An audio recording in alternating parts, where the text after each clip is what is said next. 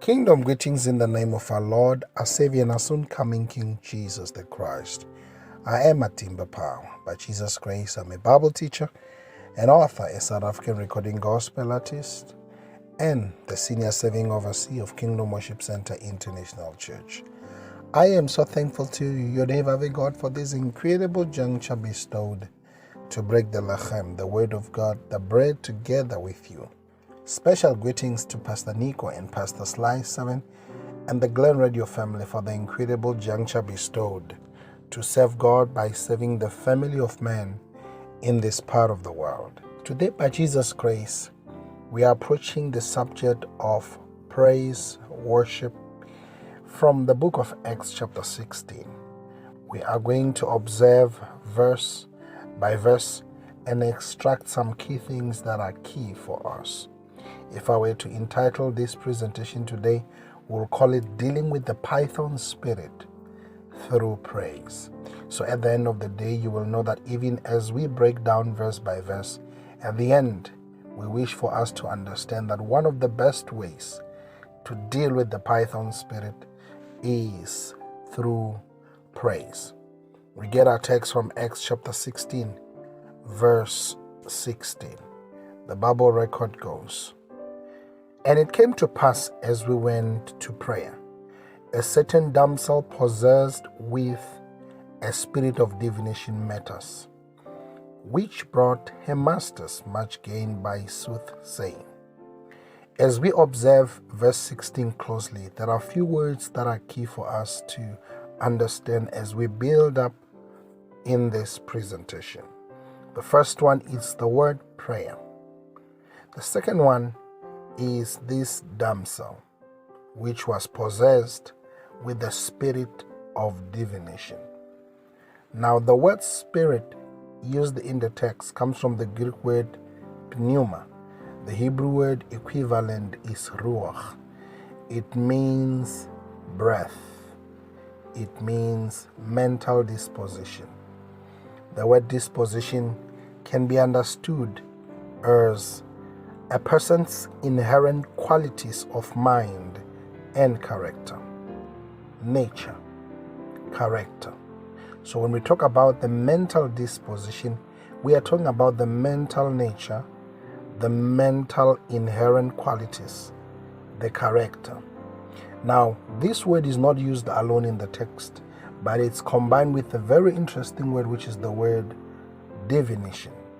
In the Greek, the word divination used in this text is the word python. Python is one of the largest snakes in the world of reptiles. Now, what we need to understand is that the Bible says, "And it came to pass as we went to prayer, a certain damsel possessed with a spirit of divination met us." So you and I must understand that the young lady that met Paul and Silas together with their friends was governed by a demonic force that was using the mental disposition of a python to deal with them, the mental nature of a python to deal with them, the mental character of a python to deal with them.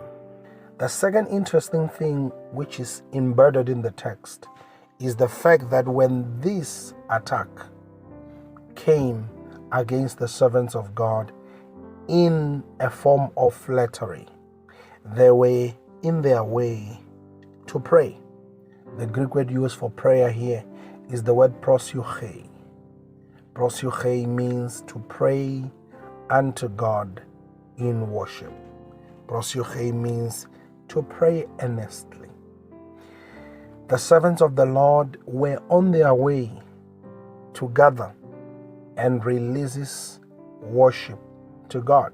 The question is, why did it affect or attack them during their moment of prayer or while they were on their way to pray? It is so because prayer is a place of connectivity between Jesus and his lover, the church. Prayer is a charging point. Prayer is a place of power. Prayer is a place of rest. Prayer is a place of rejuvenation. Prayer is a place of comfort.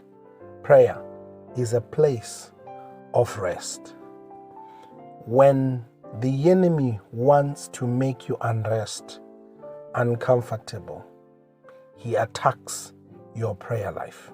Remember, we said the word prayer here is the word prosuche, which means to worship, to pray unto God earnestly as you revere him, as you respect him, as you admire him, as you extol him, as you hold him in highest regard. I want to challenge you even as we begin this series. Guard your worship life. We ought to make every effort we can to make sure that we preserve, we protect, we nourish, we grow our communication with the lover of our soul. We shall continue next week, but I encourage that this week, even as it begins, that you will gear in to spend time with the Lord. Never let the enemy stop you, because he knows once you can engage and grow, you'll be more strengthened, enlightened, powerful, and fulfill your purpose. May the Lord bless you and keep you. May the Lord's face shine upon you. May he give you peace. May his countenance be on you. May he be gracious to you in Jesus' name. Till we meet again, same place, same time. Shalom.